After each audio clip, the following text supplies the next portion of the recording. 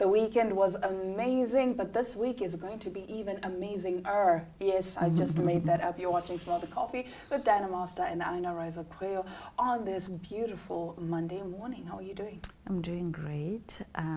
Cannot complain. All is well. Yeah, I had a good night's sleep. I feel like the night was so long. Oh. Or is it because I slept early? I slept like at, I think, 9:30. I was already in bed. By 9, I was already in bed. And 9:30, I decided to switch off like all my gadgets and just sleep. But the night was long. It was extremely long. So, yeah, but it was, I slept well.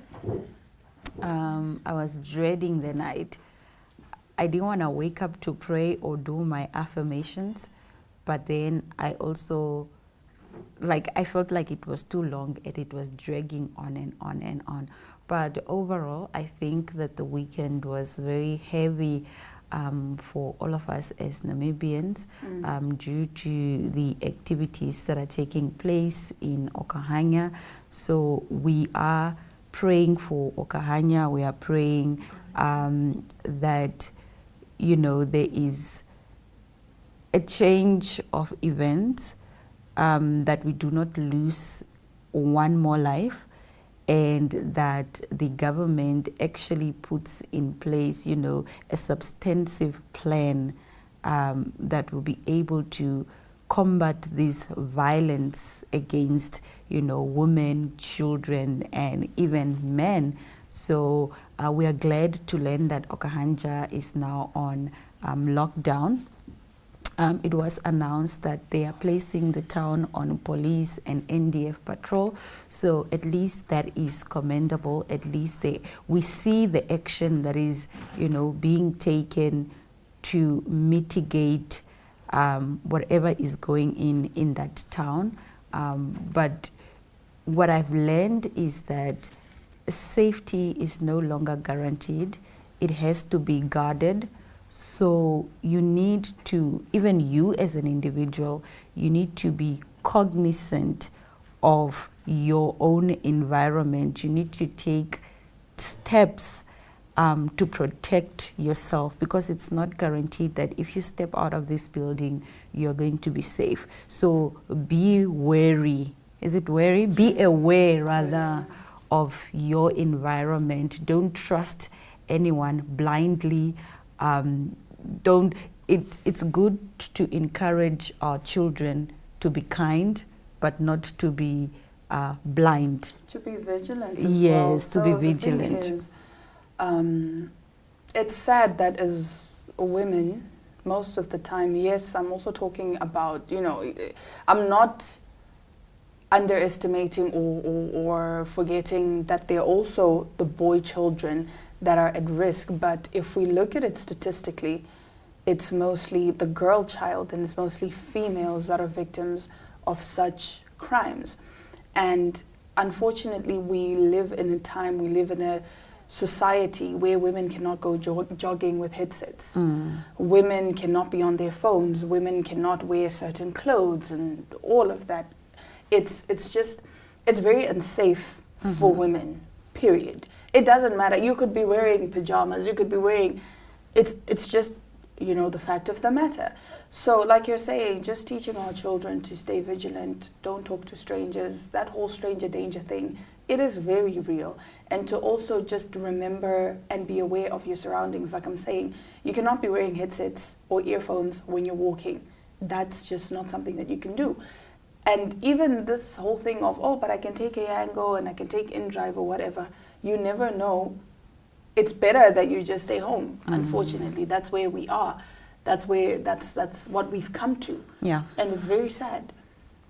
So I don't know, as women, we have to learn all of these, you know, self-defense techniques, walking around with your keys in the middle, you know, so that you can use your key as a weapon. That's just how being a woman is in this day and age. And it's unfortunately very, very sad. But nevertheless, we will be right back as we get into our top stories right after this.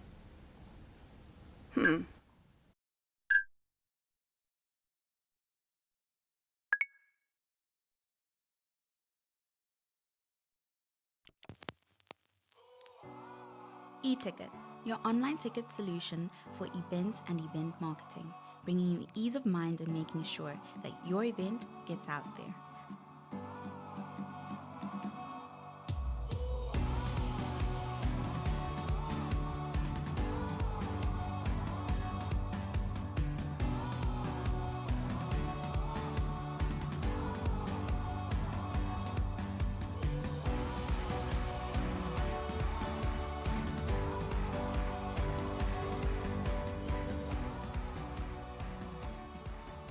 For more information, contact events@nhh.com.na.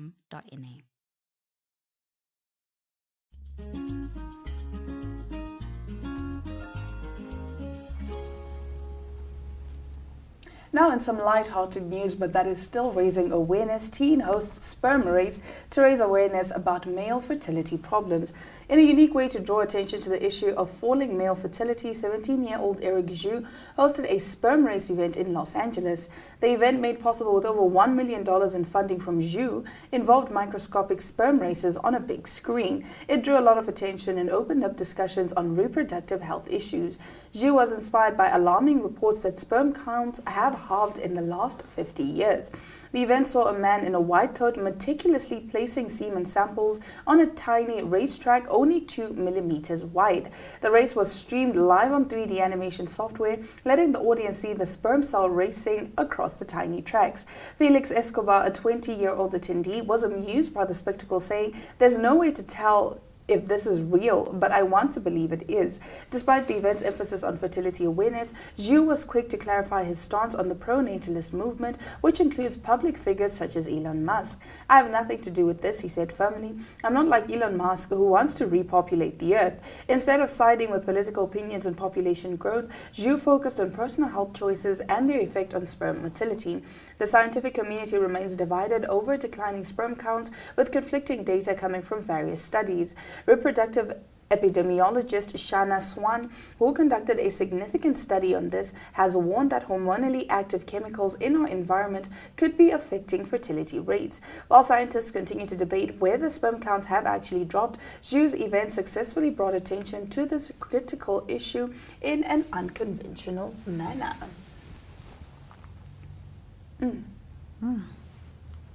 Thoughts? None. I have no thoughts on that story. I genuinely think it's interesting. I think it's one of those things where, like they say, it's an unconventional way of raising awareness about male fertility, because a lot of the times when a couple can't conceive, it's automatically assumed that it's the woman's problem, it's the woman's fault that she can't conceive.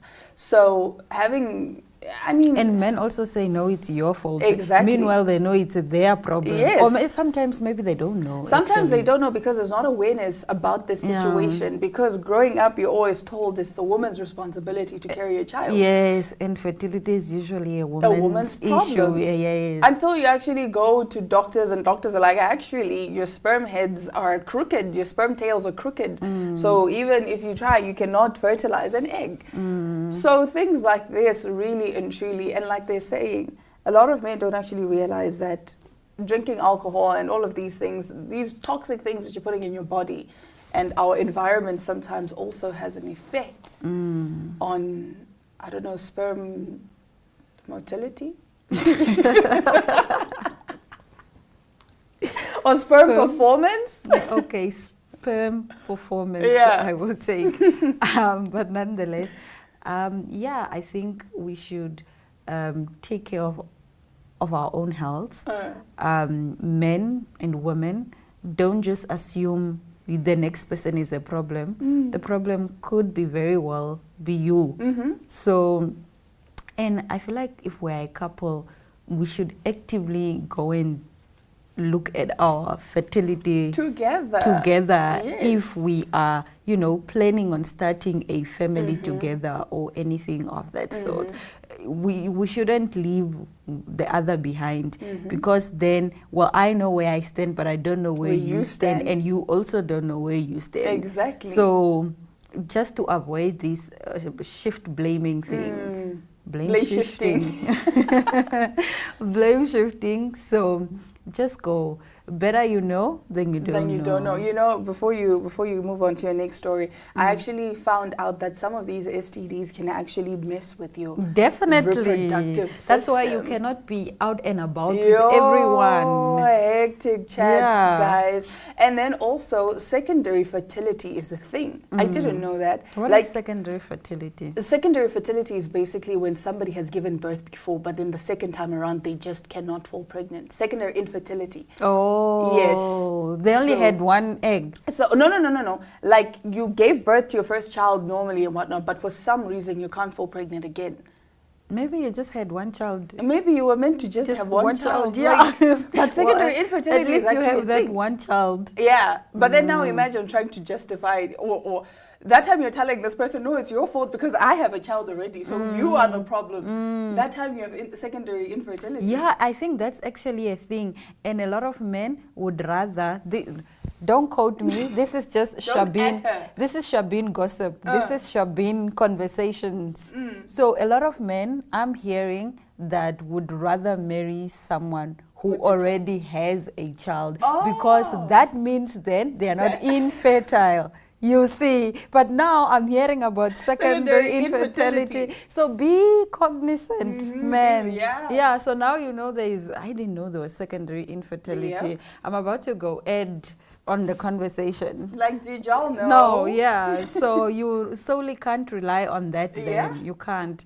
But oh well, moving over to our next story. So social media was a buzz over the weekend over, Podcast and Chill. Do you watch Podcast and Chill? No, I hear about it from you. Yeah, so your Podcast and Chill was a mess. So just to give context, Minnie Dlamini, media personality, I can't say she's a socialite, actress, gorgeous, successful presenter. So she was dating this surgeon. His name is Brian Monisa, right? That's him. So they dated and then they broke up. It was very quick, in and out, I think round about 3 months or 2 months. So Brian Monisa now clapped back at Podcast and Chill's McG, that's McG, whose real name is MacGyver Mokwevo, who was body shaming Minnie Dlamini on a clip on Podcast and Chill, which has now gone viral. Now, during an episode of the show this week, a controversial personality made mention of Brian and Minnie's high-profile split, right? So they were speculating, there were 3 guys, Saul and the other guy and McG. McG, as we know, is a main anchor. So they were speculating why Minnie and Brian broke up. Okay. So Saul said he thinks Brian had a fantasy over Minnie. Okay. Because, Minnie is famous. She has always been an it girl, beautiful, successful. So maybe he So he just... had these expectations. Yeah, so maybe he just had like a crush on her and then he dated her because, Okay, my so crush. kind of like fetishizing in a way. Yes, like he said he had a fantasy. Okay. And then McG said, no, it's because what if Minnie's private parts, imagine, apparently had bed odor. Like, yes. So everyone on social media is mad and they are calling for the cancellation of this podcast, because how can you say that about someone? And it's a mess. To this day, they are still trending. People are saying, no, cancel podcast. When did this happen? This happened in last week's episode. So social media users are fuming to the fact that, McG insinuated that Minnie had a body odor problem relating to her private part. And he said that live. And apparently, that's the reason he thinks they broke up. Oh my gosh. At the end of the day, he's just a man, isn't he? So people are calling him. So, and then Brian clapped back and said, this is what Brian said. He said, what type of crap is this? I think you and Saul Penduka, Podcast and Chill, have really shown us all that you have a problem with successful women. I stand for the integrity of women, bro. These hardworking, respectful people deserve more than you little weasels. Ooh. That's what he said. And then he hashtagged rats cowards. Oh, Yeah. oh, the drama. The So, drama. No, he- but why would Meg G, you know how many Meg people G watch is very your podcast, offensive. like, This is bro. not the first time. He He's speaks always saying. lowly of women all the time. Oh I my think it's goodness. just misogyny at this point. Oh my goodness. Like, it's distasteful. And I was having this conversation with a friend, and he was saying, or she was saying, no, it's just a podcast. We are just broadcasting. No. He just needs to say something so his views can go up. You don't say such You things. don't say such things. You don't Also, say. it's basically like rage bait in a way, where you infuriate people so people can come watch. Yes. Yeah, it's rage baiting. But anyway, that brings us to the end of our top stories. And now I went to play paddle, and I managed to sit down with Coach Dylan from NAM Paddle to find out a lot more about the sport. Stick around.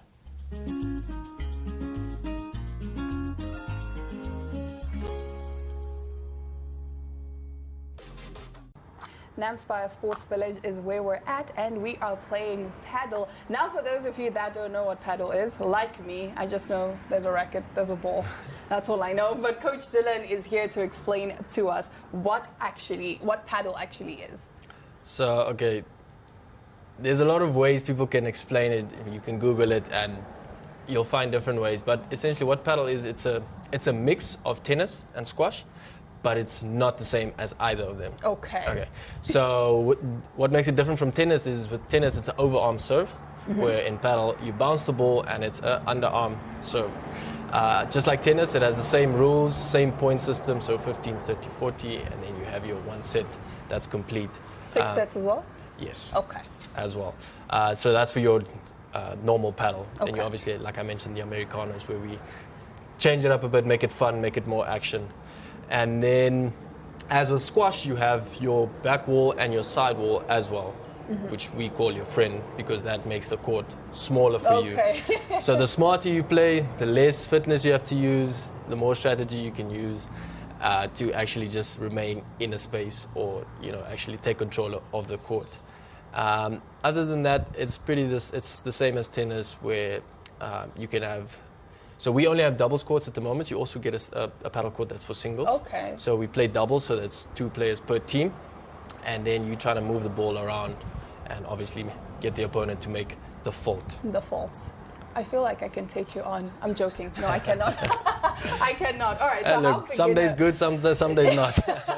So how beginner friendly is it? Can anyone pick it up? Very beginner friendly. I mean, this is, if you have to choose between tennis, squash, and paddle to start off with, I would say start with paddle. Okay. Why I say that is because it's not as strenuous on the body as tennis and squash. You don't require that much fitness as in tennis and squash, and you don't require that much technicality. Okay. When it comes to, of course, when you go to the higher levels and professional levels, it gets a little bit more tactical. But to start off with, you can bring the family, you and your friends can come, just hit a few balls. It can be a leisure activity, it can be a sport, or it can just be a play activity where you just Okay. come to and enjoy and have fun. Okay. So what muscles does paddle work? Full body exercise, 100%. But if I have to highlight, I would say anything lower body, whether that's calf, Okay. lower back, hamstrings, quads, as you are moving very fast when it comes to higher level. Very fast, side to side, so using movements like shuffles, up and down, sprints, left, right.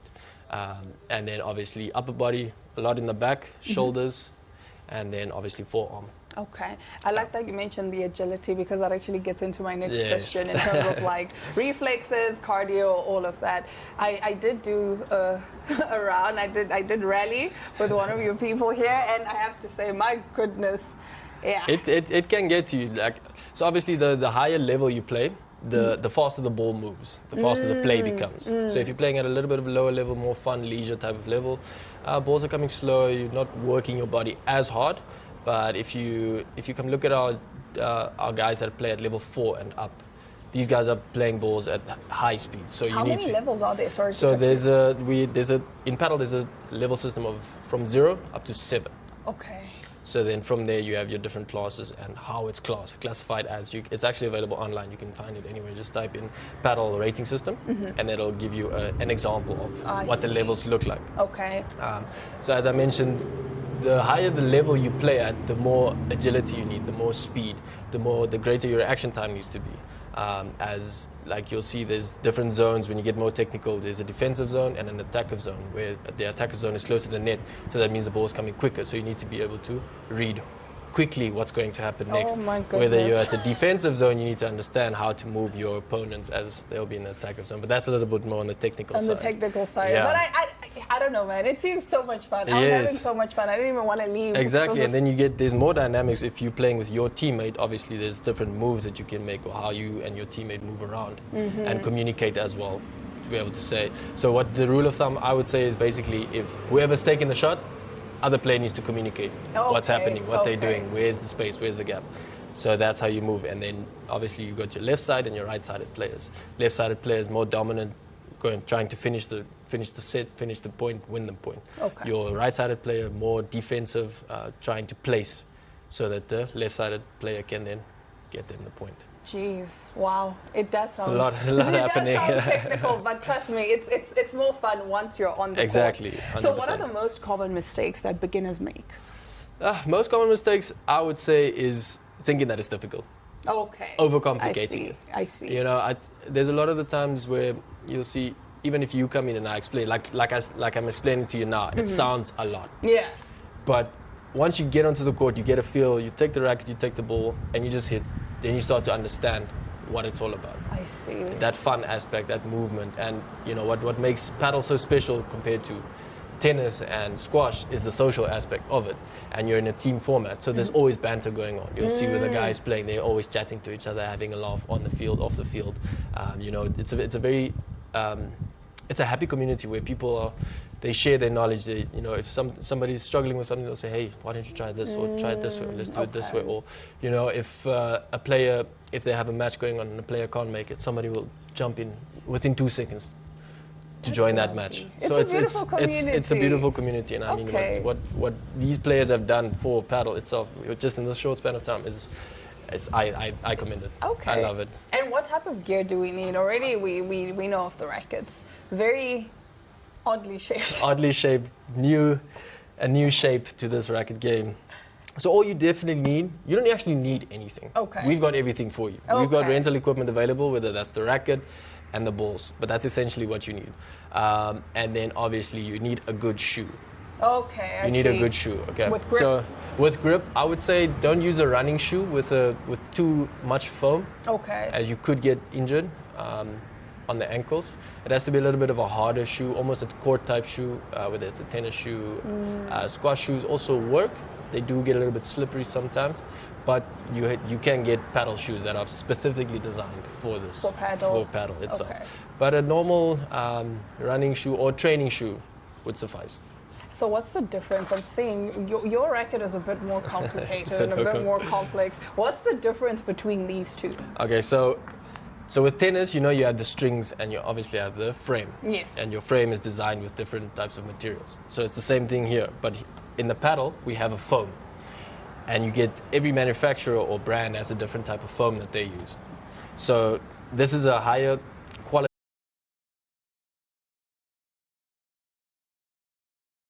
16K carbon face that it has in. So durability is much longer. I And you get a see. lot of power with those two combined. Okay. And then with this racket, you'll see I have a weight system.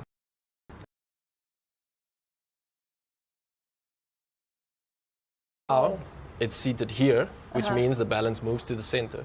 But when I move it to the top, the balance moves to the head. And this gives me more power.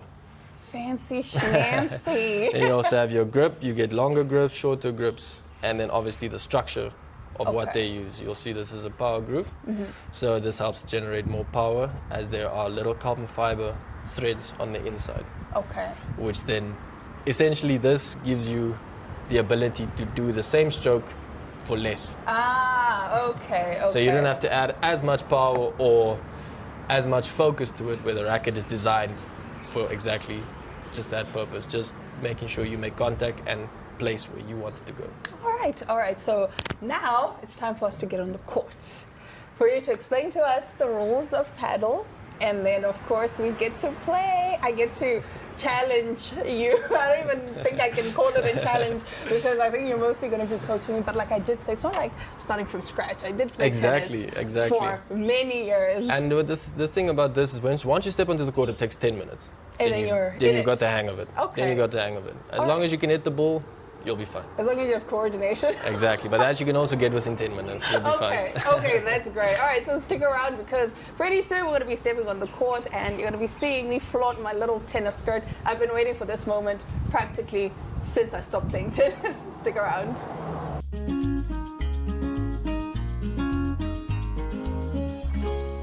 Well, since I'm a paddle pro now, I'm going to challenge Aina and then we can go play. So I can. Not to me. But anyway, thank you so much for joining us this morning on Smile the Coffee. We'll be back again tomorrow, same time, same place.